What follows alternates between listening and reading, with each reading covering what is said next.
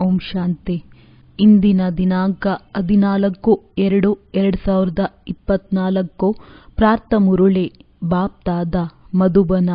ಮಧುರ ಮಕ್ಕಳೇ, ಅಂತರ್ಮುಖಿಗಳಾಗಿ ತಮ್ಮ ಕಲ್ಯಾಣದ ಚಿಂತೆಯನ್ನು ಮಾಡಿ ತಿರುಗಾಡಲು ಹೋದಾಗಲೂ ಏಕಾಂತದಲ್ಲಿ ವಿಚಾರ ಸಾಗರ ಮಂಥನ ಮಾಡಿ ನಾವು ಸದಾ ಹರ್ಷಿತರಾಗಿರುತ್ತೇವೆಯೇ ಎಂದು ಸ್ವಯಂವನ್ನು ಕೇಳಿಕೊಳ್ಳಿ. ಪ್ರಶ್ನೆ: ದಯಾಹೃದಯಿ ತಂದೆಯ ಮಕ್ಕಳು ತಮ್ಮ ಮೇಲೆ ಯಾವ ದಯೆ ತೋರಿಸಿಕೊಳ್ಳಬೇಕು? ಉತ್ತರ: ನನ್ನ ಮಕ್ಕಳು ಮುಳ್ಳಿನಿಂದ ಹೂವಾಗಬೇಕೆಂದು ತಂದೆಗೆ ದಯೆ ಬರುತ್ತದೆ. ತಂದೆ ಮಕ್ಕಳನ್ನು ಹೂಗಳನ್ನಾಗಿ ಮಾಡಲು ಎಷ್ಟೊಂದು ಶ್ರಮ ಪಡುತ್ತಾರೆ.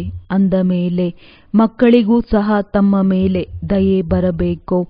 ನಾವು ತಂದೆಯನ್ನು ಕರೆದೆವು, ಏ ಪತಿತ ಪಾವನ, ಬನ್ನಿ ಹೂಗಳನ್ನಾಗಿ ಮಾಡಿ. ಈಗ ಅವರು ಬಂದಿದ್ದಾರೆಂದಾಗ ನಾವು ಹೂಗಳಾಗುವುದಿಲ್ಲವೇನು? ದಯೆ ಬಂದರೆ ಆತ್ಮ ಅಭಿಮಾನಿಯಾಗಿರಿ. ತಂದೆಯು ಏನನ್ನು ತಿಳಿಸುತ್ತಾರೆಯೋ ಅದನ್ನು ಧಾರಣೆ ಮಾಡಿಕೊಳ್ಳಿ. ಓಂ ಶಾಂತಿ. ಇವರು ತಂದೆ, ಶಿಕ್ಷಕ, ಸದ್ಗುರುವೂ ಆಗಿದ್ದಾರೆ ಎಂದು ಮಕ್ಕಳಿಗೆ ಗೊತ್ತಿದೆ. ತಂದೆಯು ಮಕ್ಕಳನ್ನು ಕೇಳುತ್ತಾರೆ, ತಾವು ಇಲ್ಲಿಗೆ ಬಂದಾಗ ಈ ಲಕ್ಷ್ಮೀ ನಾರಾಯಣರ ಹಾಗೂ ಏಣಿ ಚಿತ್ರವನ್ನು ನೋಡುತ್ತೀರಾ? ಯಾವಾಗ ಎರಡನ್ನೂ ನೋಡಿದಾಗ ಗುರಿಯ ಜೊತೆಗೆ ಪೂರ್ಣ ಚಕ್ರವು ಬುದ್ಧಿಯಲ್ಲಿ ಬರುತ್ತದೆ. ನಾವು ದೇವತೆಗಳಾಗಿ ನಂತರ ಈ ರೀತಿ ಏಣಿಯನ್ನು ಇಳಿಯುತ್ತಾ ಬಂದಿದ್ದೇವೆ. ಈ ಜ್ಞಾನವು ನೀವು ಮಕ್ಕಳಿಗೆ ಮಾತ್ರ ಸಿಗುತ್ತದೆ. ತಾವು ವಿದ್ಯಾರ್ಥಿಗಳಾಗಿದ್ದೀರಿ. ನಿಮ್ಮ ಮುಂದೆ ಗುರಿ ಉದ್ದೇಶವು ನಿಂತಿದೆ. ಇದೇ ನಮ್ಮ ಗುರಿ ಎಂದು ಯಾರೇ ಬಂದರೂ ತಿಳಿಸಿರಿ. ಈ ವಿದ್ಯೆಯಿಂದ ಈ ದೇವಿ ದೇವತೆಗಳಾಗುತ್ತೇವೆ. ಮತ್ತೆ 84 ಜನ್ಮಗಳ ಏಣಿಯನ್ನು ಇಳಿಯುತ್ತೇವೆ. ಮತ್ತೆ ಪುನರಾವರ್ತನೆಯಾಗುತ್ತದೆ. ಬಹಳ ಸಹಜವಾದ ಜ್ಞಾನವಾಗಿದೆ. ಆದರೂ ಸಹ ಓದುತ್ತಾ ಏಕೆ ಫೇಲ್ ಆಗುತ್ತೀರಿ? ಆ ಶಾರೀರಿಕ ವಿದ್ಯೆಗಿಂತಲೂ ಈ ಈಶ್ವರೀಯ ವಿದ್ಯೆಯು ಸಂಪೂರ್ಣ ಸಹಜವಾಗಿದೆ. ಗುರಿಯ ಚಿತ್ರ ಮತ್ತು 84 ಜನ್ಮಗಳ ಚಕ್ರವು ನಿಮ್ಮ ಮುಂದೆ ನಿಂತಿದೆ. ಈ 2 ಚಿತ್ರಗಳು ಭೇಟಿ ಮಾಡುವ ಕೊಠಡಿಯಲ್ಲಿಯೂ ವಿಸಿಟಿಂಗ್ ರೂಮ್ ಇರಬೇಕು. ಸರ್ವಿಸ್ ಮಾಡಲು ಎಲ್ಲ ಸಾಮಗ್ರಿಗಳು ಇರಬೇಕು. ಎಲ್ಲ ಜ್ಞಾನವು ಇದರಲ್ಲಿಯೇ ಇದೆ. ಈ ಪುರುಷಾರ್ಥವನ್ನು ಸಹ ಈಗ ನಾವು ಮಾಡುತ್ತೇವೆ. ಸತೋಪ್ರಧಾನರಾಗಲು ಬಹಳ ಪ್ರಯತ್ನ ಪಡಬೇಕು. ಇದರಲ್ಲಿ ಅಂತರ್ಮುಖಿಗಳಾಗಿ ವಿಚಾರ ಸಾಗರ ಮಂಥನ ಮಾಡಬೇಕು. ತಿರುಗಾಡಲು ಹೋದಾಗಲೂ ಸಹ ಬುದ್ಧಿಯಲ್ಲಿ ಇದೇ ಇರಬೇಕು. ತಂದೆಗೆ ತಿಳಿದಿದೆ. ಇದಂತೂ ನಂಬರ್ ವಾರ್ ಆಗಿದೆ. ಕೆಲವರು ಚೆನ್ನಾಗಿ ತಿಳಿದುಕೊಳ್ಳುತ್ತಾರೆ. ತಮ್ಮ ಕಲ್ಯಾಣಕ್ಕಾಗಿ ಖಂಡಿತ ಪುರುಷಾರ್ಥ ಮಾಡುತ್ತಾರೆ. ಇವರು ಚೆನ್ನಾಗಿ ಓದುತ್ತಾರೆಂದು ಪ್ರತಿಯೊಬ್ಬ ವಿದ್ಯಾರ್ಥಿಗೂ ಸಹ ಗೊತ್ತಾಗುತ್ತದೆ. ಸ್ವಯಂ ಓದದಿದ್ದರೆ ತಮಗೆ ನಷ್ಟವಾಗುತ್ತದೆ. ಸ್ವಯಂವನ್ನು ಯೋಗ್ಯ ಮಾಡಿಕೊಳ್ಳಬೇಕು. ಬೇಹದ್ದಿನ ತಂದೆಗೂ ಸಹ ವಿದ್ಯಾರ್ಥಿಗಳಾಗಿದ್ದೀರಿ. ಈ ಬ್ರಹ್ಮರವರೂ ಸಹ ಓದುತ್ತಾರೆ. ಈ ಲಕ್ಷ್ಮೀ ನಾರಾಯಣ ಎಂಬುದು ಪದವಿಯಾಗಿದೆ ಮತ್ತು ಏಣಿಯು 84 ಜನ್ಮಗಳ ಚಕ್ರದ್ದಾಗಿದೆ. ಇದು ಮೊದಲ ಜನ್ಮ, ಇದು ಕೊನೆಯ ಜನ್ಮ. ತಾವು ದೇವತೆಗಳಾಗುತ್ತೀರಿ. ಒಳಗಡೆ ಬರುತ್ತಿದ್ದಂತೆಯೇ ಮುಂದೆ ಗುರಿ ಹಾಗೂ ಏಣಿಯ ಚಿತ್ರದ ಬಗ್ಗೆ ತಿಳಿಸಿ. ಪ್ರತಿನಿತ್ಯ ಬಂದು ಇದರ ಮುಂದೆ ಕುಳಿತುಕೊಳ್ಳಿ. ಆಗ ಸ್ಮೃತಿ ಬರುತ್ತದೆ. ಬೇಹದ್ದಿನ ತಂದೆಯು ನಮಗೆ ಓದಿಸುತ್ತಿದ್ದಾರೆ ಎಂಬುದು ನಿಮ್ಮ ಬುದ್ಧಿಯಲ್ಲಿದೆ. ಪೂರ್ಣ ಚಕ್ರದ ಜ್ಞಾನವು ನಿಮ್ಮ ಬುದ್ಧಿಯಲ್ಲಿ ತುಂಬಿದೆ ಅಂದಾಗ ಎಷ್ಟು ಹರ್ಷಿತವಾಗಿರಬೇಕು. ತಮ್ಮನ್ನು ಕೇಳಿಕೊಳ್ಳಬೇಕು, ನಮ್ಮದು ಅಂಥ ಸ್ಥಿತಿ ಏಕೆ ಇರುವುದಿಲ್ಲ? ಹರ್ಷಿತವಾಗಿರುವುದರಲ್ಲಿ ಅಡಚಣೆಯಾಗಲು ಕಾರಣವೇನು? ಯಾರು ಚಿತ್ರವನ್ನು ಮಾಡುತ್ತಾರೆಯೋ ಅವರ ಬುದ್ಧಿಯಲ್ಲಿಯೂ ಸಹ ಇರುತ್ತದೆ. ಇದು ನಮ್ಮ ಭವಿಷ್ಯ ಪದವಿಯಾಗಿದೆ. ಇದು ನಮ್ಮ ಗುರಿಯಾಗಿದೆ ಹಾಗೂ ಇದು 84ರ ಚಕ್ರವಾಗಿದೆ. ಸಹಜ ರಾಜಯೋಗವೆಂಬ ಗಾಯನವಿದೆ. ಅದನ್ನೇ ತಂದೆಯು ಪ್ರತಿನಿತ್ಯ ತಿಳಿಸುತ್ತಿರುತ್ತಾರೆ. ನೀವು ಬೇಅದ್ದಿನ ತಂದೆಯ ಮಕ್ಕಳಾಗಿದ್ದೀರಿ. ಅಂದ ಮೇಲೆ ಸ್ವರ್ಗದ ಆಸ್ತಿಯನ್ನು ಖಂಡಿತ ಪಡೆಯಬೇಕು ಹಾಗೂ ಪೂರ್ಣಚಕ್ರದ ರಹಸ್ಯವನ್ನು ತಿಳಿಸಿದ್ದಾರೆ ಅಂದಾಗ ಅದನ್ನು ನೆನಪು ಮಾಡಿಕೊಳ್ಳಬೇಕು. ನಡವಳಿಕೆ ಬಹಳ ಚೆನ್ನಾಗಿ ಇರಬೇಕು. ನಡೆಯುತ್ತಾ ತಿರುಗಾಡುತ್ತಾ ಕೆಲಸ ಕಾರ್ಯ ಮಾಡುತ್ತಾ ಬುದ್ಧಿಯಲ್ಲಿ ಇದೇ ಇರಲಿ, ನಾವು ತಂದೆಯ ಬಳಿಗೆ ಓದಲು ಬಂದಿದ್ದೇವೆ. ಈ ಜ್ಞಾನವನ್ನೇ ತಾವು ಜೊತೆಯಲ್ಲಿ ತೆಗೆದುಕೊಂಡು ಹೋಗಬೇಕು. ವಿದ್ಯೆಯಂತೂ ಸಹಜವಾಗಿದೆ. ಆದರೆ ಒಂದು ವೇಳೆ ಪೂರ್ಣ ಚೆನ್ನಾಗಿ ಓದಲಿಲ್ಲವೆಂದರೆ ಶಿಕ್ಷಕರಿಗೆ ಖಂಡಿತ ಯೋಚನೆಯಾಗುತ್ತದೆ. ಒಂದು ವೇಳೆ ಕ್ಲಾಸಿನಲ್ಲಿ ಬಹಳ ಮಕ್ಕಳ ಮಂದ ಬುದ್ಧಿಯವರಾಗಿದ್ದರೆ ನನ್ನ ಹೆಸರು ಹಾಳಾಗುತ್ತದೆ. ಬಹುಮಾನ ಸಿಗುವುದಿಲ್ಲ, ಸರ್ಕಾರವು ಏನೂ ಕೊಡುವುದಿಲ್ಲ. ಇದು ಸಹ ಶಾಲೆಯಲ್ಲವೇ? ಇದರಲ್ಲಿ ಬಹುಮಾನ ಇತ್ಯಾದಿಯ ಮಾತಿಲ್ಲ. ಆದರೂ ಸಹ ಪುರುಷಾರ್ಥವಂತೂ ಮಾಡಿಸಲಾಗುತ್ತದೆ ಎಲ್ಲವೇ? ನಡವಳಿಕೆಯನ್ನು ಸುಧಾರಿಸಿಕೊಳ್ಳಿ, ದೈವಿ ಗುಣಗಳನ್ನು ಧಾರಣೆ ಮಾಡಿಕೊಳ್ಳಿ. ಒಳ್ಳೆಯ ಗುಣಗಳಿರಬೇಕು. ತಂದೆಯಂತೂ ತಮ್ಮ ಕಲ್ಯಾಣಕ್ಕಾಗಿ ಬಂದಿದ್ದಾರೆ. ಆದರೆ ತಂದೆಯ ಶ್ರೀಮತದಂತೆ ನಡೆಯಲು ಆಗುವುದಿಲ್ಲ. ಶ್ರೀಮತವು ಹೇಳುತ್ತದೆ ಇಲ್ಲಿಗೆ ಹೋಗಿ ಅಂದರೆ ಹೋಗುವುದೇ ಇಲ್ಲ. ಇಲ್ಲಿ ಚಳಿ ಅಲ್ಲಿ ಬಿಸಿಲು ಎಂದು ಹೇಳುತ್ತಾರೆ. ಯಾರು ನಮಗೆ ಹೇಳುತ್ತಿದ್ದಾರೆ ತಂದೆಯ ಬಗ್ಗೆ ತಿಳಿದುಕೊಳ್ಳುವುದೇ ಇಲ್ಲ. ದೊಡ್ಡ ರಾಜರ ಬಗ್ಗೆ ಎಲ್ಲರಿಗೂ ಎಷ್ಟೊಂದು ಭಯವಿರುತ್ತದೆ, ದೊಡ್ಡ ಅಧಿಕಾರವಿರುತ್ತದೆ. ಇಲ್ಲಂತೂ ತಂದೆಯು ಹೇಳುತ್ತಾರೆ, ನಾನು ಬಡವರ ಬಂಧುವಾಗಿದ್ದೇನೆ. ನಾನು ರಚಯಿತ ಮತ್ತು ರಚನೆಯ ಆದಿ ಮಧ್ಯ ಅಂತ್ಯವನ್ನು ಯಾರೂ ತಿಳಿದುಕೊಂಡಿಲ್ಲ. ಎಷ್ಟೊಂದು ಮನುಷ್ಯರಿದ್ದಾರೆ, ಎಂತೆಂತಹ ಮಾತುಗಳನ್ನಾಡುತ್ತಾರೆ, ಏನೇನು ಮಾತನಾಡುತ್ತಾರೆ. ಭಗವಂತ ಎಂತಹ ವಸ್ತುವಾಗಿದ್ದಾರೆ ಎಂಬುದು ಸಹ ತಿಳಿದುಕೊಂಡಿಲ್ಲ. ಆಶ್ಚರ್ಯವಲ್ಲವೇ? ತಂದೆಯು ತಿಳಿಸುತ್ತಾರೆ, ತನುವಿನಲ್ಲಿ ಬಂದು ತನ್ನ ಹಾಗೂ ರಚನೆಯ ಆದಿ ಮಧ್ಯ ಅಂತ್ಯದ ರಹಸ್ಯವನ್ನು ತಿಳಿಸುತ್ತೇನೆ. 84ರ ಈ ಏಣಿ ಇಷ್ಟು ಸ್ಪಷ್ಟವಾಗಿದೆ. ತಂದೆಯು ತಿಳಿಸುತ್ತಾರೆ, ನಾನು ನಿಮ್ಮನ್ನು ಈ ರೀತಿ ಮಾಡಿದ್ದೇನು, ಮತ್ತೆ ಮಾಡುತ್ತಿದ್ದೇನೆ. ತಾವು ಚಿನ್ನದ ಸಮಾನ ಬುದ್ಧಿಯವರಾಗಿದ್ದೀರಿ. ಮತ್ತೆ ನಿಮ್ಮನ್ನು ಕಲ್ಲು ಬುದ್ಧಿಯವರನ್ನಾಗಿ ಯಾರು ಮಾಡಿದರು? ಅರ್ಧಕಲ್ಪ ರಾವಣ ರಾಜ್ಯದಲ್ಲಿ ತಾವು ಬೀಳುತ್ತಲೇ ಬರುತ್ತೀರಿ. ಈಗ ತಾವು ತಮೋಪ್ರಧಾನರಿಂದ ಖಂಡಿತ ಸತೋಪ್ರಧಾನರಾಗಲೇಬೇಕು. ತಂದೆಯು ಸತ್ಯವೆಂದು ನಿಮ್ಮ ವಿವೇಕವೇ ಹೇಳುತ್ತದೆ. ಅವರು ಖಂಡಿತ ಸತ್ಯವನ್ನೇ ಹೇಳುತ್ತಾರೆ. ಈ ಬ್ರಹ್ಮರವರೂ ಸಹ ಓದುತ್ತಾರೆ, ನೀವು ಓದುತ್ತೀರಿ. ನಾನೂ ಸಹ ವಿದ್ಯಾರ್ಥಿಯಾಗಿದ್ದೇನೆಂದು ಇವರು ಹೇಳುತ್ತಾರೆ. ವಿದ್ಯೆಯಲ್ಲಿ ಗಮನ ಕೊಡುತ್ತೇನೆ. ಸಂಪೂರ್ಣ ಕರ್ಮಾತೀತ ಸ್ಥಿತಿಯಂತೂ ಇನ್ನೂ ಆಗಿಲ್ಲ. ಇಂತಹ ಶ್ರೇಷ್ಠ ಪದವಿಯನ್ನು ವಿದ್ಯೆಯ ಮೇಲೆ ಗಮನ ಕೊಡದಿರುವವರು ಯಾರಿರುತ್ತಾರೆ?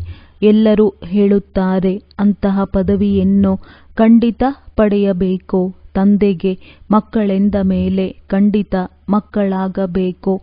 ಬಾಕಿ ವಿದ್ಯೆಯಲ್ಲಿಯೇ ಏರುವುದು ಇಳಿಯುವುದು ಆಗುತ್ತಲೇ ಇರುತ್ತದೆ. ಈಗ ತಮಗೆ ಜ್ಞಾನದ ಸಾರವು ಸಿಕ್ಕಿದೆ. ಪ್ರಾರಂಭದಲ್ಲಿ ಹಳೆಯ ಜ್ಞಾನವೇ ಇತ್ತು. ನಿಧಾನವಾಗಿ ತಾವು ಅರ್ಥ ಮಾಡಿಕೊಳ್ಳುತ್ತಾ ಬಂದಿದ್ದೀರಿ. ಜ್ಞಾನವಂತೂ ಖಂಡಿತ ಈಗಲೇ ನಮಗೆ ಸಿಗುತ್ತದೆ ಎಂಬುದೂ ಸಹ ನಮಗೆ ಗೊತ್ತಿದೆ.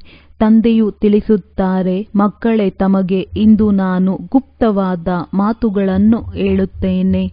ಯಾರೂ ಸಹ ಜೀವನ್ಮುಕ್ತಿಯನ್ನು ಪಡೆಯಲು ಸಾಧ್ಯವಿಲ್ಲ. ಪೂರ್ಣ ಜ್ಞಾನವನ್ನು ಪಡೆಯಲು ಸಾಧ್ಯವಿಲ್ಲ. ಮೊದಲು ಈ ಏಣಿಯ ಚಿತ್ರವಿರಲಿಲ್ಲ. ನಾವು ಈ ರೀತಿ ಜನ್ಮ ಪಡೆಯುತ್ತಾ ಬರುತ್ತೇವೆ ಎಂಬುದು ಈಗ ತಿಳಿಯಿತು. ನಾವೇ ಸ್ವದರ್ಶನ ಚಕ್ರಧಾರಿಗಳು. ಬಾಬಾ ನಮ್ಮ ಪೂರ್ಣ ಚಕ್ರದ ರಹಸ್ಯವನ್ನು ತಿಳಿಸುತ್ತಿದ್ದಾರೆ. ನಿಮ್ಮ ಧರ್ಮವು ಬಹಳ ಸುಖ ಕೊಡುತ್ತದೆ. ತಂದೆಯೇ ಬಂದು ನಿಮ್ಮನ್ನು ಸ್ವರ್ಗದ ಮಾಲೀಕರನ್ನಾಗಿ ಮಾಡುತ್ತಾರೆ. ಬೇರೆಯವರ ಸುಖದ ಸಮಯವು ಈಗ ಬಂದಿದೆ. ಈಗ ಮೃತ್ಯುವು ಸನ್ಮುಖದಲ್ಲಿ ನಿಂತಿದೆ. ಈ ವಿಮಾನ, ವಿದ್ಯುತ್ ಇವೆಲ್ಲವೂ ಮೊದಲಿರಲಿಲ್ಲ. ಅವರಿಗೆ ಈಗ ಇದು ಸ್ವರ್ಗದಂತೆ ಇದೆ. ಎಷ್ಟು ದೊಡ್ಡ ದೊಡ್ಡ ಮೆಹಲುಗಳನ್ನು ಮಾಡಿದ್ದಾರೆ. ಈಗ ನಮಗೆ ಸುಖವಿದೆ ಎಂದು ತಿಳಿದುಕೊಂಡಿದ್ದಾರೆ. ಲಂಡನ್ಗೆ ಎಷ್ಟು ಬೇಗ ತಲುಪಿಬಿಡುತ್ತಾರೆ. ಸಾಕು, ಇದೇ ನಮಗೆ ಸ್ವರ್ಗವೆಂದು ತಿಳಿಯುತ್ತಾರೆ. ಈಗ ಅವರಿಗೆ ಯಾರಾದರೂ ತಿಳಿಸಬೇಕು. ಸ್ವರ್ಗವೆಂದು ಸತ್ಯಯುಗಕ್ಕೆ ಹೇಳಲಾಗುತ್ತದೆ. ಕಲಿಯುಗಕ್ಕೆ ಸ್ವರ್ಗವೆನ್ನುವರೇನು? ನರಕದಲ್ಲಿ ಶರೀರ ಬಿಟ್ಟರೆ ಪುನರ್ಜನ್ಮವು ನರಕದಲ್ಲಿಯೇ ಪಡೆಯುತ್ತಾರೆ. ಮೊದಲು ತಾವೂ ಸಹ ಈ ಮಾತುಗಳನ್ನು ತಿಳಿದುಕೊಂಡಿರಲಿಲ್ಲ. ಈಗ ಗೊತ್ತಾಗಿದೆ. ರಾವಣ ರಾಜ್ಯವು ಬಂದಿತೆಂದರೆ ನಾವು ಬೀಳುತ್ತೇವೆ. ನಂತರ ಎಲ್ಲ ವಿಕಾರಗಳು ಬರುತ್ತವೆ. ಈಗ ನಿಮಗೆ ಪೂರ್ಣ ಜ್ಞಾನವೂ ಸಿಕ್ಕಿದೆ ಅಂದ ಮೇಲೆ ನಿಮ್ಮ ನಡವಳಿಕೆಯು ಪೂರ್ಣ ಕಾರಾಯಿಲ್ ಆಗಿರಬೇಕು. ಈಗ ತಾವು ಸತ್ಯಯುಗಕ್ಕಿಂತಲೂ ಹೆಚ್ಚು ಅಮೂಲ್ಯವಾಗಿದ್ದೀರಿ. ತಂದೆಯು ಯಾರು ಜ್ಞಾನಸಾಗರನಾಗಿದ್ದಾರೆ ಆ ಪೂರ್ಣ ಜ್ಞಾನವನ್ನು ಈಗ ಕೊಡುತ್ತಾರೆ. ಬೇರೆ ಯಾವ ಮನುಷ್ಯರು ಭಕ್ತಿ ಹಾಗೂ ಜ್ಞಾನವನ್ನು ಪೂರ್ಣವಾಗಿ ಅರ್ಥ ಮಾಡಿಕೊಳ್ಳುವುದಿಲ್ಲ. ಎರಡನ್ನೂ ಸೇರಿಸಿ ಬಿಟ್ಟಿದ್ದಾರೆ. ಅವರು ತಿಳಿದುಕೊಂಡಿದ್ದಾರೆ ಶಾಸ್ತ್ರವನ್ನು ಓದುವುದು ಜ್ಞಾನವಾಗಿದೆ ಮತ್ತು ಪೂಜೆ ಮಾಡುವುದು ಭಕ್ತಿಯಾಗಿದೆ ಎಂದು ತಿಳಿದುಕೊಂಡಿದ್ದಾರೆ. ಈಗ ತಂದೆಯು ಹೂಗಳನ್ನಾಗಿ ಮಾಡಲು ಎಷ್ಟೊಂದು ಪ್ರಯತ್ನ ಪಡುತ್ತಾರೆ. ಮಕ್ಕಳಿಗೂ ಸಹ ದಯೆ ಬರಬೇಕು. ಪತಿತರನ್ನು ಪಾವನ ಮಾಡಲು ಬನ್ನಿ, ಹೂಗಳನ್ನಾಗಿ ಮಾಡಿ ಎಂದು ನಾವು ತಂದೆಯನ್ನು ಕರೆದೆವು. ಈಗ ತಂದೆಯು ಬಂದಿದ್ದಾರೆ ಅಂದಾಗ ತಮ್ಮ ಮೇಲೂ ಸಹ ದಯೆ ತೋರಿಸಿಕೊಳ್ಳಬೇಕು. ನಾವು ಅಂತಹ ಹೂಗಳಾಗಲು ಸಾಧ್ಯವಿಲ್ಲವೇನೋ? ಇಲ್ಲಿಯ ತನಕ ನಾವು ತಂದೆಯ ಹೃದಯ ಸಿಂಹಾಸನದಲ್ಲಿ ಏಕೆ ಏರಿಲ್ಲ?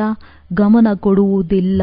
ತಂದೆಯು ಎಷ್ಟೊಂದು ದಯಾಹೃದಯಿ ಆಗಿದ್ದಾರೆ.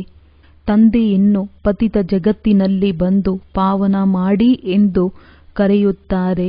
ಹೇಗೆ ತಂದೆಗೆ ದಯೆ ಬರುತ್ತದೆಯೋ ಹಾಗೆಯೇ ಮಕ್ಕಳಿಗೂ ದಯೆ ಬರಬೇಕು. ಇಲ್ಲವಾದರೆ ಸದ್ಗುರುವಿನ ನಿಂದಕರು ಪದವಿಯನ್ನು ಪಡೆಯಲು ಸಾಧ್ಯವಿಲ್ಲ. ಇದು ಯಾರಿಗೂ ಸ್ವಪ್ನದಲ್ಲಿಯೂ ಬಂದಿರುವುದಿಲ್ಲ. ಸದ್ಗುರು ಯಾರು? ಮನುಷ್ಯರು ಆ ಗುರುಗಳೆಂದು ತಿಳಿದುಕೊಳ್ಳುತ್ತಾರೆ. ಶಾಪ ಕೊಡಬಾರದು.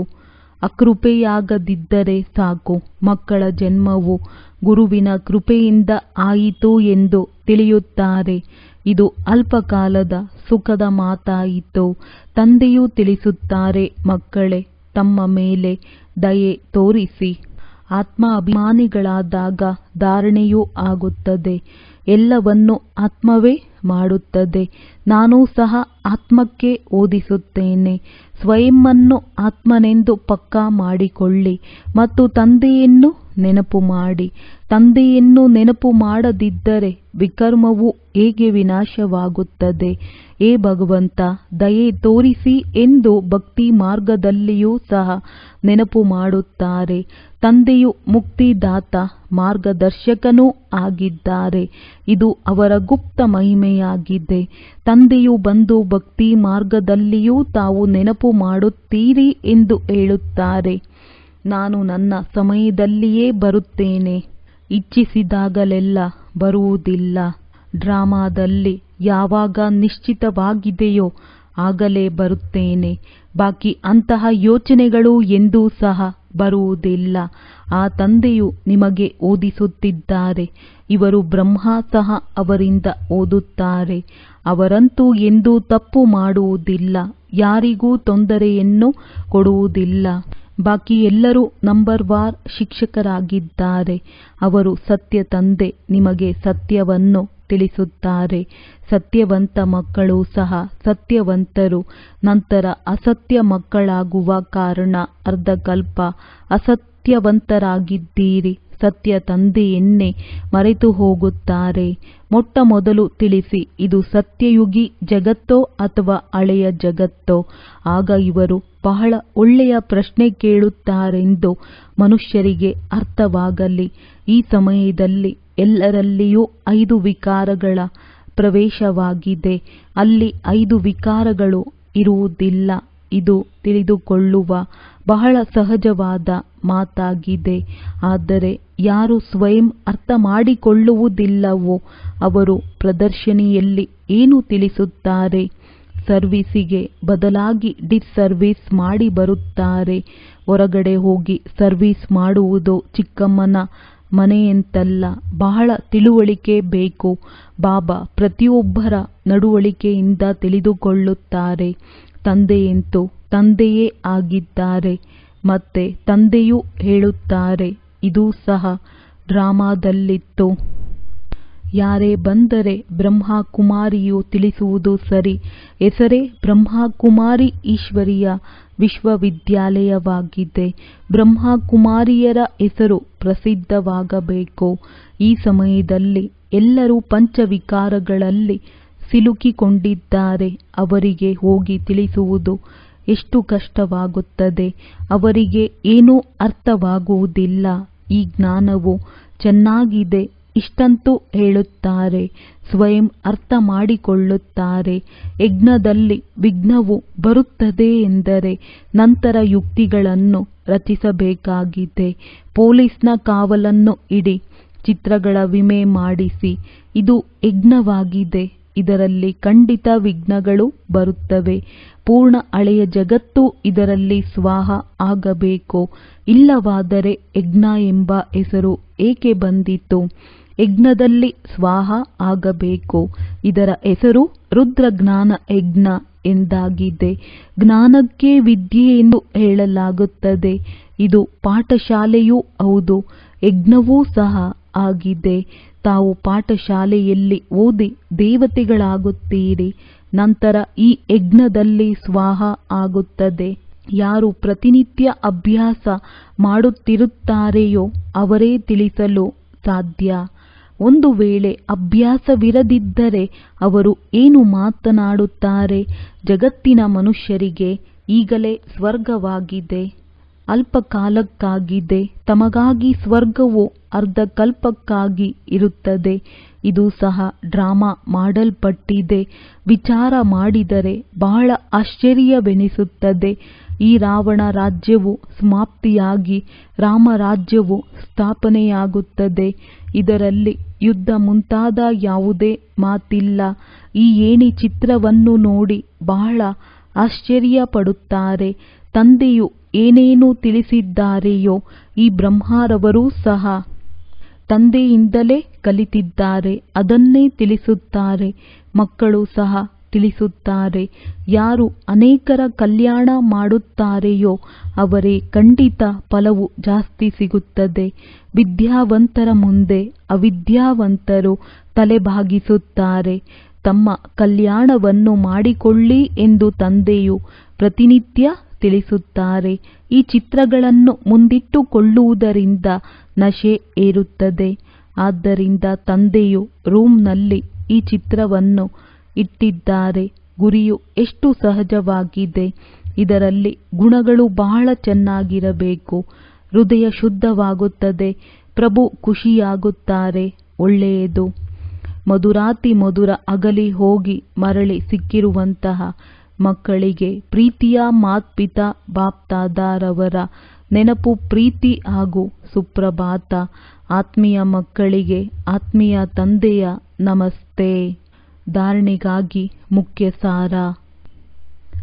ಸದಾ ಸ್ಮೃತಿಯನ್ನಿಟ್ಟುಕೊಳ್ಳಬೇಕು. ನಾನು ಬೇಹದ್ದಿನ ತಂದೆಗೆ ವಿದ್ಯಾರ್ಥಿಯಾಗಿದ್ದೇನೆ. ಭಗವಂತ ನಮಗೆ ಓದಿಸುತ್ತಾರೆ. ಆದ್ದರಿಂದ ಚೆನ್ನಾಗಿ ಓದಿ ತಂದೆಯ ಹೆಸರನ್ನು ಪ್ರಸಿದ್ಧ ಮಾಡಬೇಕು. ತಮ್ಮ ನಡವಳಿಕೆಯನ್ನು ಬಹಳ ಚೆನ್ನಾಗಿಟ್ಟುಕೊಳ್ಳಬೇಕು. ತಂದೆಯ ಸಮಾನ ದಯಾಹೃದಯಿಗಳಾಗಿ ಮುಳ್ಳಿನಿಂದ ಹೂಗಳಾಗಬೇಕು. ಅನ್ಯರನ್ನು ಹೂಗಳನ್ನಾಗಿ ಮಾಡಬೇಕು. ಅಂತರ್ಮುಖಿಗಳಾಗಿ ತಮ್ಮ ಹಾಗೂ ಅನ್ಯರ ಕಲ್ಯಾಣದ ಚಿಂತನೆ ಮಾಡಬೇಕು. ವರದಾನ. ಹಲ್ಚಲ್ಲಿರುವಾಗ ಬೇಸರ ಆಗುವ ಬದಲು ವಿಶಾಲ ಹೃದಯ ಇಡುವಂತಹ ಸಾಹಸವಾನ್ ಭವ. ಎಂದೂ ಸಹ ಯಾವುದೇ ಶಾರೀರಿಕ ಕಾಯಿಲೆ ಇರಲಿ, ಮನಸ್ಸಿನಲ್ಲಿ ಬಿರುಗಾಳಿ ಇರಲಿ, ಹಣದ ಅಥವಾ ಪ್ರವೃತ್ತಿಯಲ್ಲಿ ಹಲ್ಚಲ್ಲಿರಲಿ, ಸೇವೆಯಲ್ಲಿ ಹಲ್ಚಲ್ಲಿರಬಹುದು. ಅಂತಹ ಹಲ್ಚಲ್ನಲ್ಲಿಯೂ ಸಹ ಬೇಸರಗೊಳ್ಳಬೇಡಿ. ವಿಶಾಲ ಹೃದಯದವರಾಗಿ ಯಾವಾಗ ಲೆಕ್ಕಾಚಾರ ಬಂದು ಅದರಿಂದ ನೋವುಂಟಾದರೆ ಅದನ್ನು ಯೋಚಿಸಿ ಯೋಚಿಸಿ ಬೇಸರಗೊಂಡು ಅದನ್ನೇ ಹೆಚ್ಚಿಸಬೇಡಿ. ಧೈರ್ಯವಂತರಾಗಿ ಹೀಗೆ ಯೋಚಿಸಬೇಡಿ, ಏನು ಮಾಡಲಿ, ಧೈರ್ಯಗೆಡಬೇಡಿ, ಸಾಹಸವಂತರಾಗಿ. ಆಗ ತಂದೆಯ ಸಹಾಯ ಸ್ವತಃವಾಗಿ ಸಿಗುತ್ತಿರುವುದು. ಸ್ಲೋಗನ್: ಬೇರೆಯವರ ಬಲಹೀನತೆಯನ್ನು ನೋಡುವ ಕಣ್ಣುಗಳನ್ನು ಬಂದ್ ಮಾಡಿ ಮನಸ್ಸನ್ನು ಅಂತರ್ಮುಖಿಯನ್ನಾಗಿ ಮಾಡಿಕೊಳ್ಳಿ. ಒಳ್ಳೆಯದು. ಓಂ ಶಾಂತಿ.